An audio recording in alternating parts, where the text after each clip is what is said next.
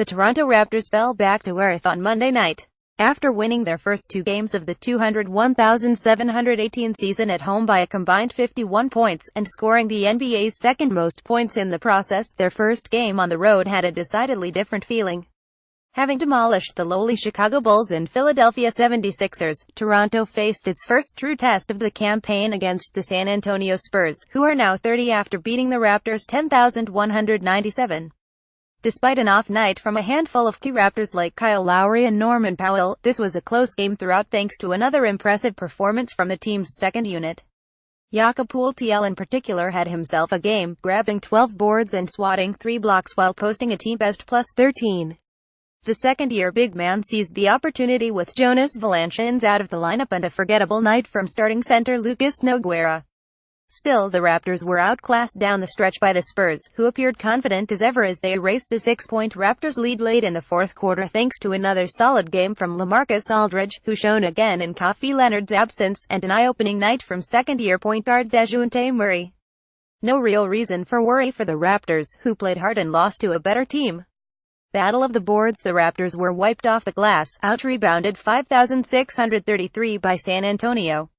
Serge Ibaka managed just 4 boards and was a non-factor defending the rim.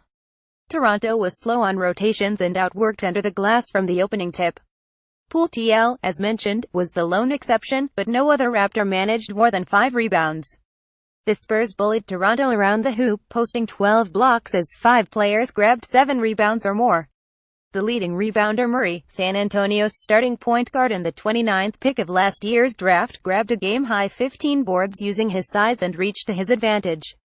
Saved by the bench, Powell followed a 2-point showing on Saturday night with 6 points on 27 shooting, including 0-3 from deep against the Spurs. He did manage to nab 3 steals, including stripping the ball on a Spurs inbound at the end of the first half and nailing a floater at the buzzer that was ultimately waved off by the referees, but he failed to make a real impact in this one. DeMar DeRozan, on the other hand, was the Raps' leading scorer with 28 points, and was typically effective getting to the rim and drawing in to help defenders. Generally, that's a formula that, when the Raptors are moving the ball with purpose, should result in more open looks for the likes of Powell. But against a very disciplined Spurs defense, he had a man in his face with virtually each attempt from distance. While Lowry's 3 assists were more than had registered in either of the 2 games versus San Antonio last season, that low total speaks to his struggles on Monday while primarily being guarded by Murray. Lowry was 311 from the field, 28 from deep and wasn't able to assert himself. Ibaka was a non-factor on the glass, and his 4 rebounds were accompanied by a total of 0 blocks, although he was one of 4 Raps in double digits, scoring with 13 points including a pair of threes. He was outplayed by his matchup throughout most of the evening, and his 4.5 rebounds per game will have to improve, especially with Valanciunas out of the lineup with an ankle injury. Lowry, Powell, Ibaka. The Raptors need dependable, game-changing outings from all 3 to reach their potential as a team, particularly in a questionable Eastern Conference, and they haven't gotten that yet this season.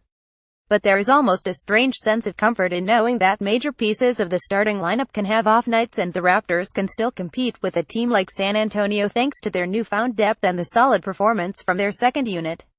The impact of having a shooting threat like Miles on the floor, a boost that, ironically, the starting lineup would really benefit from, along with Wright's ability to slice and dice through defenses to find teammates, and Poeltl's tenacity and ability to be in the right place at the right time and make the right decision has made the Raps bench the most pleasant surprise of the season so far. It was that unit, along with rookie Anunoby and second-year guard Fred VanVleet, that gave the Raptors their biggest lead in the second half, a 6-point cushion in the fourth that lasted roughly 1 minute until San Antonio called a timeout and regained the lead. When the Raptors starters returned, however, the Spurs' lead grew larger as they put this one away like a 60-win team would. And this happened after an errant elbow sent from Aldridge to near Lowry's head in the dying minutes. The Spurs' big man and Ibaka, the Raptors' de facto enforcer, exchanged words and some playful shoving. While Helby relied on to stretch the floor to create space and hit shots, as well as protect the rim, this is a role that Ibaka relishes.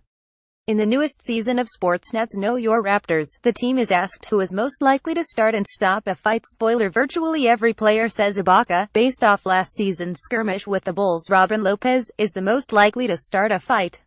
When Ibaka is asked who's most likely to stop a fight, he answers, me, before quickly adding, and I can start one, too, easily.